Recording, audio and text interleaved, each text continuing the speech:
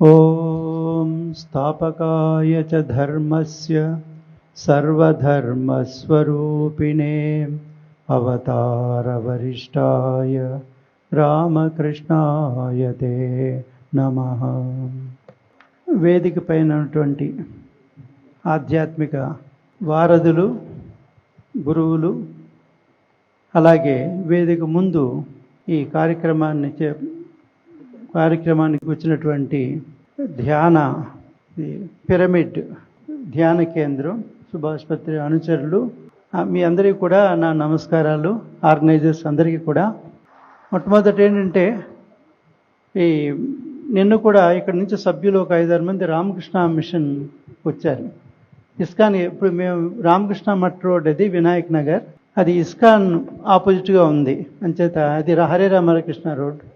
అక్కడ మనకి ఈ రామకృష్ణ మిషన్ని స్వామి వివేకానంద 1897లో ప్రారంభించారు.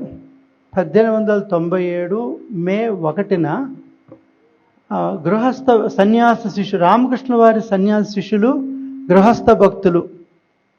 దీని ఉద్దేశమే ఆత్మనో మోక్షార్థం జగద్హితాయచ, అంటే మన మోక్షం ఉంటాం. ఆ మోక్షం ఎలా వస్తుంది అంటే, మనలో నిజస్వరూపమైన ఆత్మతత్వాన్ని తెలుసుకుంటే అదే మోక్షం. అంటే ఇప్పుడు మనం అజ్ఞానంలో ఉన్నాం. మన నిజతత్వం ఆత్మ మనందరం కూడా ఆత్మస్వరూపులం. ఈ ఆత్మస్వరూపం అంటే ఆత్మ పరమాత్మ వేరు కాదు. అంచేత విశ్వంలో ఉన్నటువంటి ప్రతి ఒక్క జీవి, అది మన మానవులే కాకుండా మిగతా పశుపక్షాదులు అన్నిని స్థావర జంగమ, అంటే స్థావరం అంటే చెట్లు ఇవన్నీ అన్నమాట. జంగమం అంటే మరి సముద్రంలో అన్ని విశ్వంలో ఉన్నటువంటి అందరూ కూడా, అందరిలోని అంటే పరమాత్మ నుంచే మనం వచ్చాం. అది తైత్తిరీయ ఉపనిషత్తులో ఆనందాధ్యేవ కల్విమాని భూతాన్ని జాయంతి ఆనందాధ్యేవ జీవంతి ప్రవిశంతి.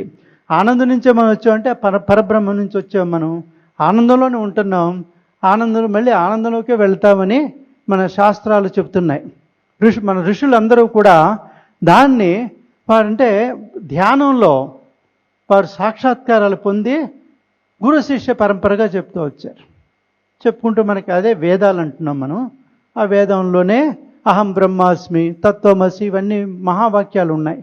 అవన్నీ చెప్పేది ఏంటంటే, ఈ విశ్వం అంతా కూడా ఒక్క భారతదేశమే, యావత్ ప్రపంచంలో ఒక్క భారతదేశమే నిజంగా విశ్వశాంతి కోరుకునేది.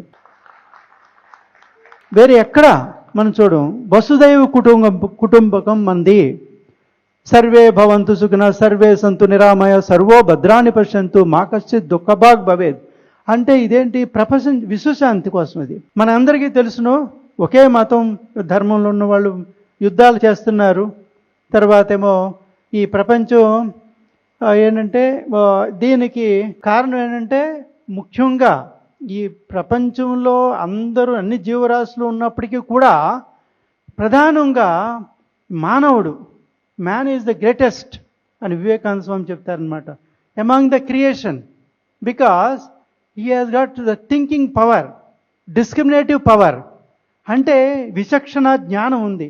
ఏది మంచి, ఏది చెడు, ఏది చెయ్యాలి, ఏది చేయకూడదు. ఈ మానవుడు మిగతా జంతువులు అవ్వలేవు. మానవుడే దేవుడు అవుతాడు. Serve God in man. ప్రతి ఒక్కరిలోని దేవుని చూస్తూ సేవ చేయమని వివేకానంద స్వామి చెప్తారు.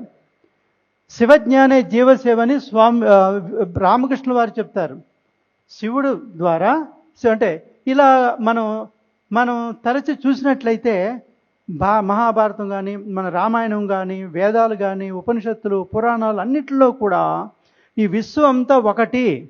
అంచేత విశ్వశాంతి, ఆ శాంతి మొదట మనం పొందాలి. దానికి ధ్యానం.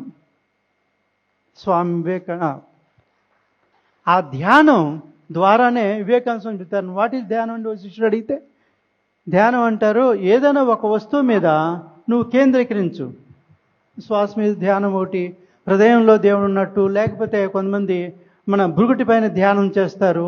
ఈ ధ్యానం అంతా కూడా ఏంటంటే మనలో ఉన్నట్టు శాంతి. మన శాంతి లేకుండా నాకు శాంతి లేకుండా విశ్వశాంతి నేను నిర్మించలేను. We are one with, అందరూనే.